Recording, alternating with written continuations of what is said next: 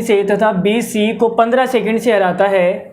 यदि ए सी को 180 मीटर से हराता है तो ज्ञात कीजिए कि ए 1 किलोमीटर दौड़ने में कितना समय लगेगा। तो निकाल देते हैं भाई कितना समय लगेगा। देखो ये दौड़ है हमारे सामने, तो आप बोलोगे सर ये दौड़ 1 किलोमीटर है, मतलब 1000 मीटर की दौड़ है, और इस 1000 मीटर की दौड़ में जो ए भाई साहब है वो बी को 30 सेकंड से हराते हैं, बी को 30 सेकंड से हरा देते हैं। ठीक है, तो आप बोलोगे कि सर बी को अभी दौड़ पूरी करने के लिए 30 सेकंड का टाइम और लगेगा। ठीक है, तथा बी सी को 15 सेकंड से हराता है, और जो बी है वो सी को 15 सेकंड से हराएगा। तो यहाँ पे है सी और इसको 15 सेकंड से हरा देगा। ठीक है, इसका मतलब कि सी को अभी बी की जगह पर पहुँचने के लिए 15 सेकंड का टाइम और लगेगा। ठीक है, तो आप मुझे बताओ कि जो ए है वो सी को कितनी सेकंड से हरा रहा है। तो आप बोलोगे सर 30 और 15 हो गया 45 सेकंड। बोलो सही बात है या नहीं। इसका मतलब क्या है कि सी को 45 सेकंड का टाइम और लगेगा अभी यहाँ पे पहुँचने के लिए, ए वाली जगह पर पहुँचने के लिए। लेकिन सवाल में बोला है कि जो ए है वो सी को 180 मीटर से हराता है, मतलब कि ये वाली जो दूरी है, ये वाली जो दूरी है वो कितनी है, 180 मीटर है। ठीक है, तो मैं ये बोल सकता हूँ कि 45 सेकंड में जो सी है वो 45 सेकंड में 180 मीटर दूरी चल के जाएगा। तो आप मुझे बताओ वो 1 सेकंड में कितनी दूरी चल के जाएगा। तो आप बोलोगे सर 45 चौक होता है 180, 1 सेकंड में 4 मीटर दूरी चलेगा कौन, सी। लेकिन सवाल में हमसे पूछा है कि ए 1 किलोमीटर दौड़ने में कितना समय लगेगा।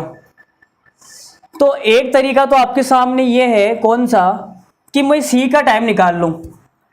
सी को यहाँ तक पहुँचने में कितना टाइम लगेगा 1000 मीटर जाने में। तो आप बोलोगे सर 1 सेकंड में 4 मीटर जाता है, अगर मैं दोनों साइड 250 से गुणा कर दूं तो 250 सेकंड के अंदर वो 1000 मीटर जाएगा, मतलब कि 1000 मीटर का टाइम लेगा कौन, सी।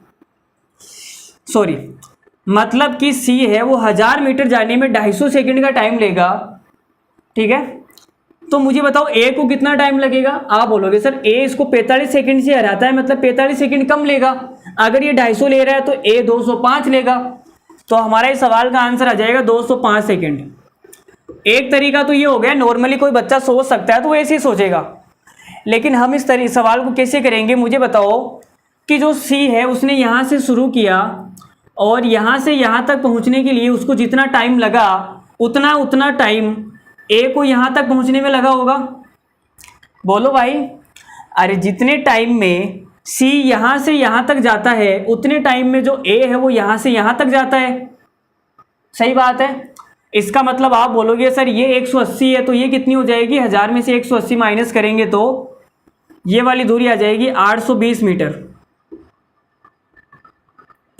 ठीक है, तो सी को 820 मीटर जाने में जितना टाइम लगता है उतना ही टाइम ए को 1000 मीटर जाने में लगता है।